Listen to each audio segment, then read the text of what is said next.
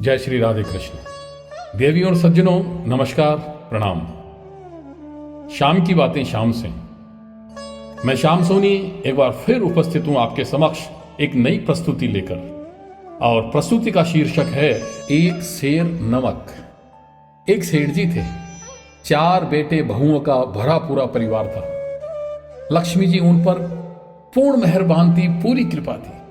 समय का परिवर्तन आया और लक्ष्मी जी उनसे रूठ गई। जाते समय लक्ष्मी जी ने सेठ को सपने में सावधान किया और बोली, तुमने मेरी तन मन से पूरी पूजा की है, लेकिन तुम्हारे समय में अब परिवर्तन आ रहा है, तो मुझे जाना ही पड़ेगा पुत्र। अब तक तो तुम्हें लाभ ही लाभ मिल रहा था, लेकिन अब आगे से मेरी जगह टोटा और नुकसान आ रहा है, तुम तैयार हो जाओ। यह सुनकर सेठ जी उदास हो गए। सेठ को उदास देखकर लक्ष्मी जी ने दया आ गई और वो बोली, पुत्र मैं तुम्हें अंतिम भेंट देना चाहती हूं, मांगो जो भी इच्छा हो। सेठ माता का भक्त होने के साथ साथ समझदार और अक्लमंद भी था। वह माता से विनती करता हुआ बोला, हे मां, मेरी एक प्रार्थना है। लक्ष्मी जी बोली, बोलो वत्स, क्या चाहते हो? वह बोला, मां, मेरे घर परिवार में टोटा नुकसान आता है तो आने दो, उसका भी स्वागत है, लेकिन एक विनती है कि मेरे घर परिवार में आपसी प्रेम भावना बनी रहे, एक दूसरे के प्रति प्रेम भाव में कभी कमी नहीं रहे, बस ऐसा वरदान दे दो मां। लक्ष्मी माता मुस्कुराते हुए बोली, तथास्तु। और ऐसा कहकर वह अंतर ध्यान हो गई। कुछ ही दिन बीते थे कि एक दिन सेठ जी की सबसे छोटी बहू ने खिचड़ी बनाने के लिए बर्तन चढ़ाया और उसमें आवश्यक सामग्री डालकर अपने काम के लिए रसोई घर से बाहर चली गई। थोड़ी देर बाद दूसरी बहू रसोई में आई और उसने सोचा, छोटी बहू ने खिचड़ी अभी अभी चढ़ाई है, इसमें शायद नमक नहीं डाला है।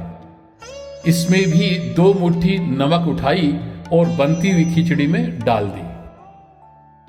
इसी प्रकार तीसरी चौथी बहू भी आई और नमक डालकर चली गई। इतना ही नहीं, सेठ जी की पत्नी सेठानी ने भी ऐसा ही किया। शाम को भोजन के समय सबसे पहले दुकान से सेठ जी आए। भोजन की थाली पर बैठे और पहला निवाला मुंह में लिया। देखा बहुत ही ज्यादा नमक है, तो वे तुरंत समझ गए टोटा नुकसान ने घर में प्रवेश कर लिया है। सेठ जी जैसे तैसे करके शांति से चुपचाप खिचड़ी खाई और चले गए। इसके बाद सबसे बड़े बेटे का नंबर आया। भोजन की थाली पर पहला निवाला मुंह में लेते ही पूछा, क्या पिताजी ने भोजन कर लिया? बहू के साथ खड़ी सेठानी ने जवाब दिया, हाँ हाँ कर लिया। बड़ा बेटा बोला, पिताजी ने कुछ नहीं कहा? मां ने कहा, नहीं तो कुछ भी नहीं बोले वे तो। अब बड़े बेटे ने सोचा, घर के मालिक जब पिताजी ही कुछ नहीं बोले तो मैं क्यों बोलूं, मैं भी चुपचाप खा लेता हूं। इस प्रकार घर के अन्य सभी सदस्य एक एक करके आए, पहले वालों के बारे में पूछते और चुपचाप भोजन करके चले गए। रात को सपने में टोटा नुकसान सेठ जी के पास आया और हाथ जोड़कर खड़ा हो गया। सेठ जी बोले, भाई कौन हो तुम?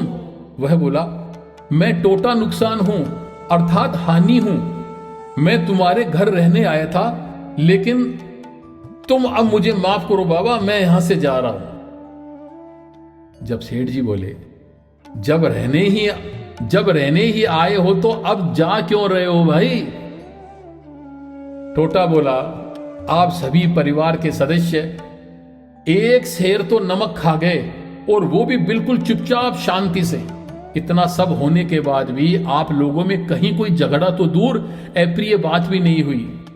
ऐसी जगह में यहां मेरा कोई काम नहीं है। मैं तो वहां विद्यमान रहता हूं जहां परिवार में कलह हो, क्लेश हो, झगड़े फसाद हो, जहां छोटे बड़े का सम्मान न हो, एक दूसरे के प्रति दुर्भावना हो, ईर्ष्या हो, एक दूसरे के प्रति द्वेष हो, ऐसी जगहों पर मेरा निवास होता है। अतः अब मैं यहां नहीं रह सकता, मैं तो जा रहा हूं। और ऐसा कहकर वह टोटा नुकसान अंतर ध्यान हो गया। सेठ ने देखा, जैसे ही टोटा नुकसान अंतर ध्यान हुआ, उसके स्थान पर मुस्कुराते हुए लक्ष्मी जी आ गए और सेठ के घर में निवास करने लग गए।